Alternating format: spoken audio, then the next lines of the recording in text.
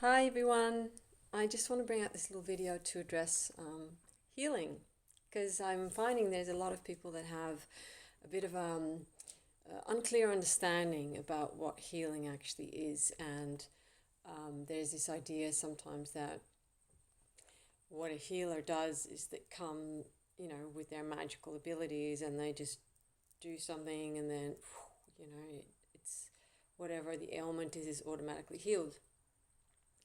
And although there might be people like that in the world that have so much chi and so much of their own energy that is so balanced and so high vibrational that they can actually focus that and sort of shift or lift an ailment, what generally happens in healing sessions is that the person who conducts the healing session is a channel for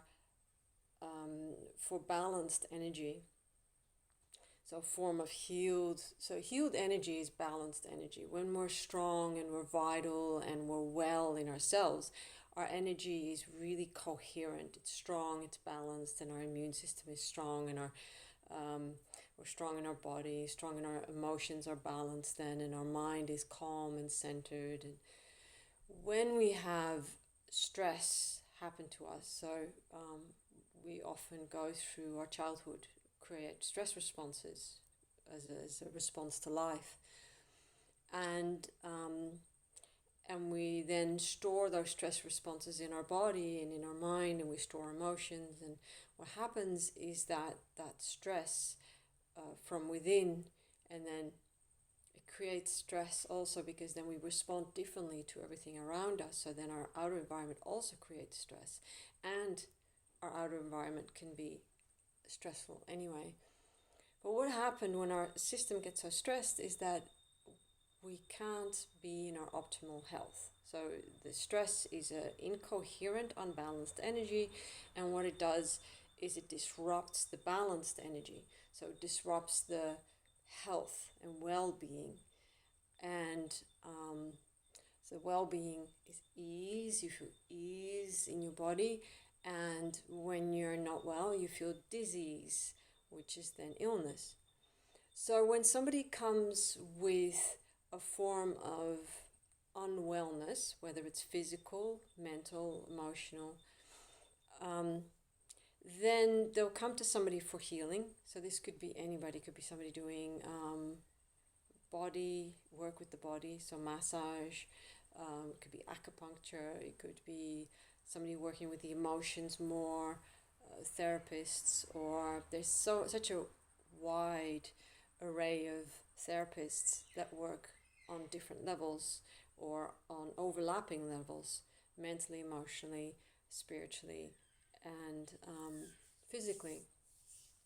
And what they really do is they remind our system of well-being. So it's like they trigger the system. So our mind, I keep saying it because it's really a system. So the way we work, we have layers of being. So we've got the physical, the mental, the emotional, and the spiritual, in whichever order you want to see those. And they work together, and they all hold different levels of something.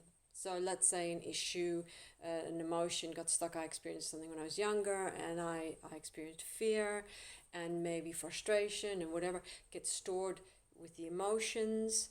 And then that gets often, it's connected to a certain part of our body. So it might be, cause soreness in our shoulder, or that like the emotion is connected somewhere or held somewhere. Then also it connects to the mental, because then we create belief systems like I'm not safe, or I'm not worthy, or these situations have to be avoided, or I always have to control life, or I always have to keep quiet. And so mentally we start creating belief systems and programs, and then with the emotional responses to that, it creates these patterns and these programs to keep us safe, to keep the energy, the emotion that we've stored away, and to also prevent us from experiencing that again in the future. So our system is always remembering the past because it's there, it's present, it has an effect, it wants to come up and out to heal. Because like I said, the system is self-regulating, self-healing, so it will want to keep bringing it up for healing. And every time it does, it reminds the protection aspect of us, who very strongly works with the subconscious and the mental aspect. So it triggers those belief systems, and so as soon as that wants to come up for healing, very often we go into stories, but oh, this is what happened, and we get the feeling makes us feel uncomfortable because at the time we were not able to process the feeling, and so our system will recognizing like, oh no, this feeling's not safe to feel, and it will want to suppress it again, and to do that it will remind itself of what happened and why it should be suppressing itself. And then often what we do is we reflect. So we look through our sort of stored memory and through our, what you could call trauma, to the outside world. And then we start projecting out, see that person's not safe and that's happening in the world. So this is, and this person did that to me, and I don't, I'm not safe because I don't have enough money or whatever. And then it will justify why this emotion has to be restored rather than released. If it gets released, then we don't have to carry it anymore, and we don't have to, because that energy that's stored doesn't have a healed vibration, it doesn't have a balanced vibration, it's a stress response, and so it's unbalanced, unharmonious. And so we decide in every moment, do we store this again? And so to do that, we have to keep those belief systems intact, and we have to believe our stories about the past and about the present and about the future, because then we won't feel safe in the future either. We'll keep recreating this same experience. So when you go to a healer, what it does is the healer will come in with a balanced energy. So if I do Reiki on someone, I bring in the balanced energy of love and gratitude and the Reiki energy, and I share that through my energy field with my client. Or you could say in another way, if this client wants to heal, they sort of draw it through me and I am a channel for it. So it's not magic, it's just transference of balanced energy. That's when I do hands-on healing. When we do counseling, what happens very often is I reflect, we listen, so I absorb a story, or I sort of align together, and you that overlapping connection is very healing. When you listen to someone, you see them, you accept them without any judgment, and you understand what they're saying and why they're in distress, which is healing in itself. And then what happens is patterns will reveal themselves as they're talking.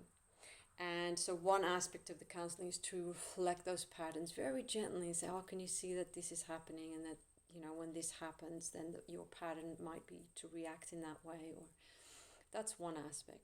Another aspect is that all these emotions are held in our body.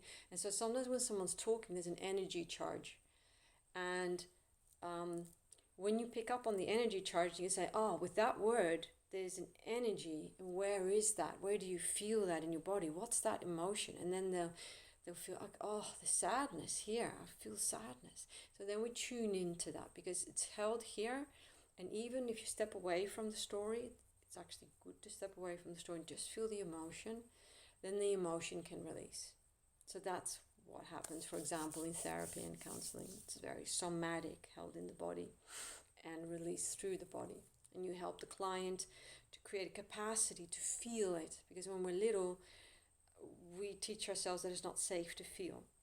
That's why a lot of us are in our heads rather than our hearts.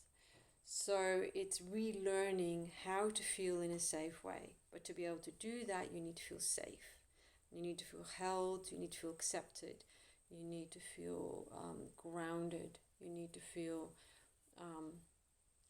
that it's okay, that you're now ready to feel these things and release them.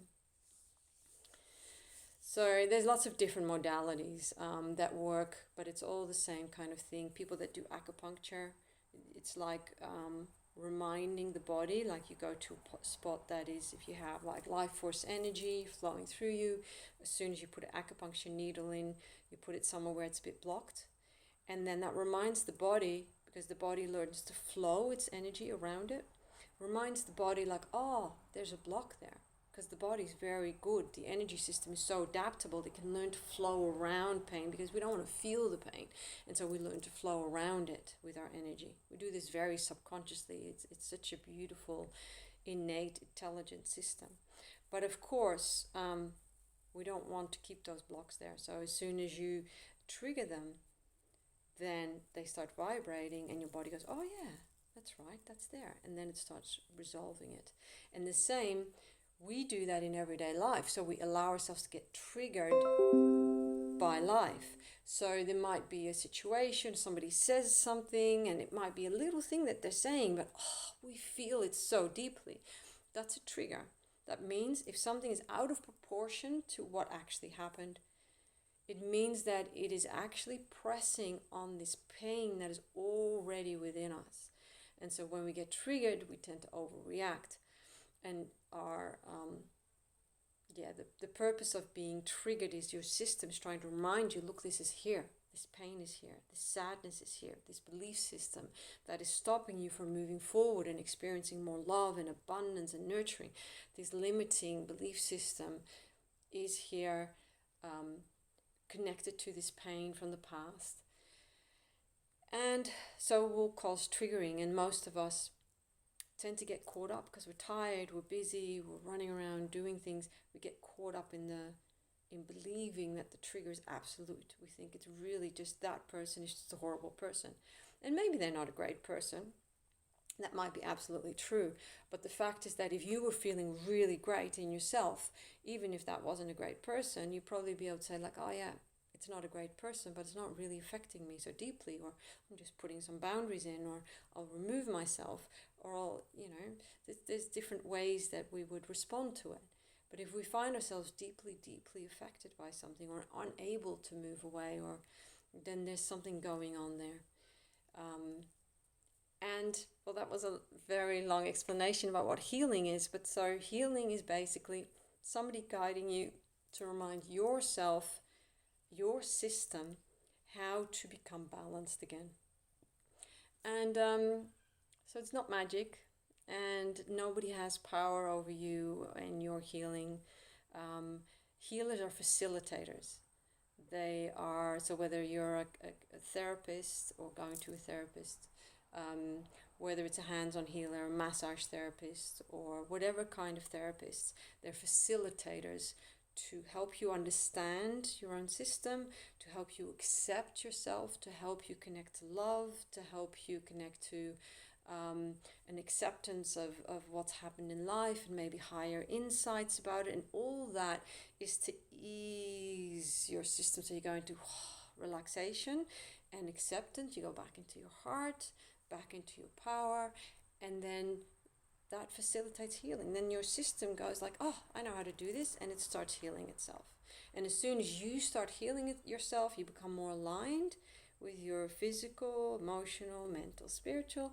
You become aligned, and then you become more able to be in your power and from your heart and from your creativity and your uniqueness. And you can really then, you can find circumstances and people that work for you, that are good for you, and you can find ways of expressing your creativity and attracting the abundance that you need in life, and seeing opportunities that before that you probably wouldn't be able to see. Anyway, I won't go on because that's a whole new video, but anyway, I hope that clarified some concepts around healing. And yeah, I'm sure that most of you are on a healing path of your own, and I wish you lots of luck, lots of love with that. Okay, bye.